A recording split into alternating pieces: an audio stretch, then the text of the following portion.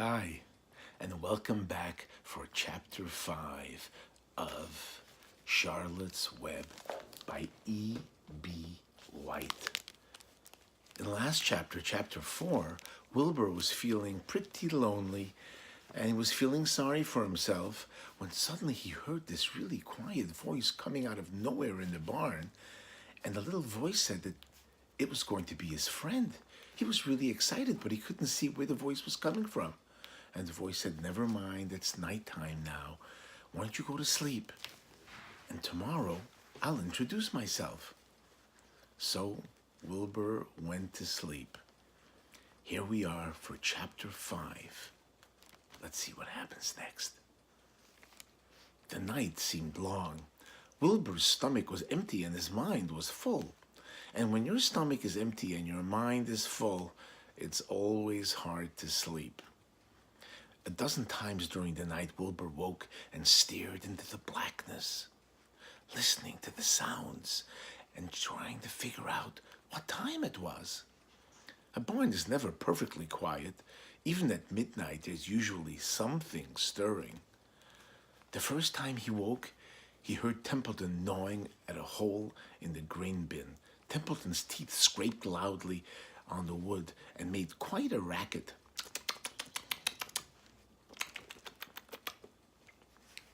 "That crazy rat," thought Wilbur. "Why does he have to stay up all night grinding the clashers and destroying people's property? Why can't he go to sleep like any decent animal?" The second time Wilbur woke, he heard the goose turning on her nest and chuckling to herself. Boy, that goose chuckles a lot, doesn't she? "What time is it?" whispered Wilbur to the goose. Probably, it's about 11:30, said the goose. "Why aren't you asleep, Wilbur?" "Too many things on my mind," said Wilbur. "Well," said the goose, "that's not my trouble. I have nothing on my mind at all, but I've too many things under my behind. Have you ever tried to sleep while sitting on 8 eggs? "No," replied Wilbur. "I suppose it's uncomfortable. How long does it take a goose egg to hatch?" Approximately 30 days all told," answered the goose. "But I cheat a little. On warm afternoons, I just pull a little straw over the eggs to keep them warm, and I go for a walk." I don't have trouble believing that goose has got nothing on her mind. Maybe that's where the expression "silly goose" comes from. What do you think? Anyway, back to our story. Wilbur yawned and went back to sleep. In his dreams, he heard again the voice saying, "I'll be a friend to you. Go to sleep. You'll see me in the morning." About a half an hour before dawn, Wilbur woke and listened. The barn was still dark. The sheep lay motionless. Even the goose was quiet. Overhead on the main floor, nothing stirred. The cows were resting and the horses dozed. Templeton had quit work and gone off somewhere on an errand. I guess rats don't sleep very much, huh? I suppose if they did, somebody would catch them and they'd be in trouble, so they must move around a lot all the time. Anyway, the only sound was a slight scraping noise from the rooftop where the weather vane swung back and forth. Wilbur loved the barn when it was like this, calm and quiet, waiting for the light. "Day is almost here," he thought. Through a small window, a faint gleam appeared. One by one, the stars went out. Wilbur could see the goose a few feet away. She sat with her head tucked under a wing. Then he could see some sheep and lamb. The sky lightened. "Oh, beautiful day! It's here at last. Today I shall find my friend." Wilbur looked everywhere. He searched his pen thoroughly. He examined the window ledge, stared up at the ceiling, but he heard nothing new. Finally, he decided he would have to speak up. He hated to break the lovely stillness of the dawn by using his voice, but he couldn't think of any other way to locate his mysterious new friend, who was nowhere to be seen. So Wilbur cleared his throat. Attention, please, he said in a loud, firm voice. Will the party who addressed me at bedtime last night kindly make himself or herself known by giving an appropriate sign or signal? Wilbur paused and listened. All the other animals lifted their heads and stared at him. Wilbur blushed, but he was determined to get in touch with his unknown friend. Attention, please, he said. I will repeat the message. Will the party who addressed me at bedtime last night kindly speak up? Please tell me where you are, if you are my friend. The sheep looked at each other in disgust. Stop your nonsense, Wilbur, said the oldest sheep. If you have a new friend here, you are probably disturbing his rest. And the quickest way to spill and spoil a friendship is to, not spill, spoil. Sorry about that. Let's get back to our sheep talk. The quickest way to spoil a friendship is to wake somebody up in the morning before he's ready. How can you be sure your friend is an early riser? I beg your pardon, whispered Wilbur. I didn't mean to be objectionable. He lay down meekly in the manure, facing the door. He didn't know it, but his friend was very near. And the old sheep was right. The friend was still asleep. Soon, Lurvy appeared with slops for breakfast. Wilbur rushed out, ate everything in a hurry, and licked the trough. The sheep moved off down the lane. The gander waddled along behind them, pulling grass. And then, just as Wilbur was settling down for his morning nap, he heard again the thin voice that had addressed him the night before. Salutations, said the voice. Wilbur jumped up to his feet. Sally what? He cried. Salutations, repeated the voice. What are they? And where are you? Screamed Wilbur. Please, please tell me where you are. And what are salutations? Salutations are greetings, said the voice. When I say salutations, it's just my fancy way of saying hello or good morning. Actually, it's a silly expression, and I am surprised that I used it at all. As for my whereabouts, that's easy. Look up here in the corner of the doorway. Here I am. Look, I'm waving. At last Wilbur saw the creature which had spoken to him in such a kindly way. Stretched across the upper part of the doorway was a big spider web, and hanging from the top of the web, head down, was a large gray spider. Here's a drawing of it. Can you see?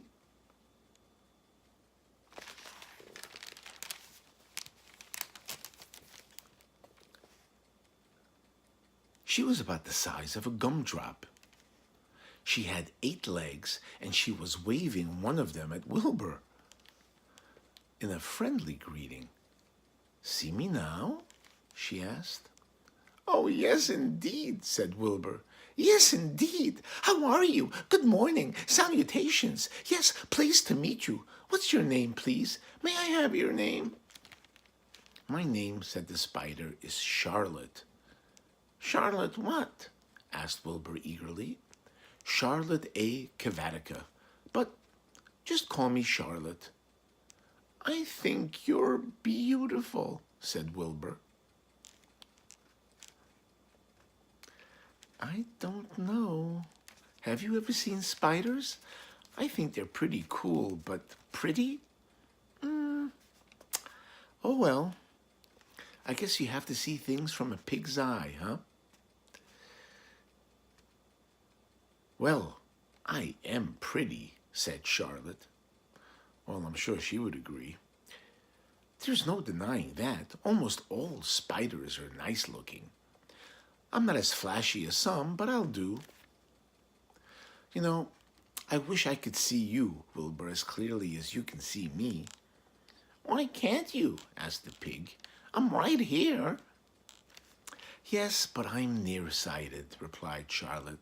I've always been dreadfully nearsighted. It's good in some ways, but not good in others. Watch me wrap up this fly. A fly that had been crawling along Wilbur's trough had flown up and blundered into the lower part of Charlotte's web and was tangled in its sticky threads. The fly was beating its wings furiously, trying to break free, but it wasn't working. First, said Charlotte, I dive at him. She plunged headfirst towards the fly, and as she dropped, a tiny silken thread unwound from her rear end. Next, I wrap him up. She grabbed the fly, threw a few jets of silk around it, and rolled it over and over, wrapping it so that it couldn't move. Wilbur watched in horror. He could hardly believe what he was seeing, and although he detested flies, he was kind of sorry for this one. There, said Charlotte. Now I knock him out so he'll be more comfortable. She bit the fly. He can't feel a thing now, she remarked. He'll make a perfect breakfast for me. You mean you eat flies? Gasped Wilbur. Certainly. Flies, bugs, grasshoppers, choice beetles, daddy-long-legs, centipedes, mosquitoes, crickets, anything that is careless enough to get caught in my web. I have to live, don't I? Why, yes, of course, said Wilbur. Do they taste good? Delicious. But I really don't eat them. I drink them, drink their blood. I love blood, said Charlotte, and her pleasant thin voice grew even thinner and more pleasant. Don't say that, groaned Wilbur. Please don't say things like that. Why not? It's true. And I have to say what is true. I'm not entirely happy with my diet of flies and bugs, but it's the way I'm made. A spider has to pick up a living somehow or other, and I happen to be a trapper. I just naturally build a web and trap flies and other insects. My mother was a trapper before me, and her mother was a trapper before her. All our family have been trappers. Way back thousands and thousands of years, we spiders have been laying for flies and bugs. It's a miserable inheritance, said Wilbur gloomily. Well, he was sad because his new friend was so bloodthirsty. Yes, it is, agreed Charlotte, but I can't help it. I don't know how the first spider in the early days of the world happened to think of this fancy idea of spinning a web, but she did, and it was very clever of her, too. And since then, all of us spiders have had to work the same trick. It's not a bad pitch, on the whole. It's cruel, replied Wilbur, who did not intend to be argued out of his position. Well, you can't talk, said Charlotte. You have your meals brought to you in a pail. Nobody feeds me. I have to earn my living. I live by my wits. I have to be sharp and clever, lest I go hungry. Nobody feeds me. I have to get my own living. I have to think things out, catch what I can, take what comes. And it just so happens, my friend, that what comes is flies, insects, and bugs. And furthermore, said Charlotte, shaking one of her legs, do you realize that if I didn't catch bugs and eat them, bugs would increase and multiply and get so numerous that they'd destroy the earth and wipe out everything? Really? Said Wilbur. I wouldn't want that to happen. Perhaps your web is a good thing after all. The goose had been listening to this conversation and was chuckling to herself. There are a lot of things Wilbur doesn't know about life, she thought. He's really a very innocent little pig. He doesn't know what's going to happen to him around Christmas time. He has no idea that Mr. Zuckerman and Lurvy are plotting to kill him.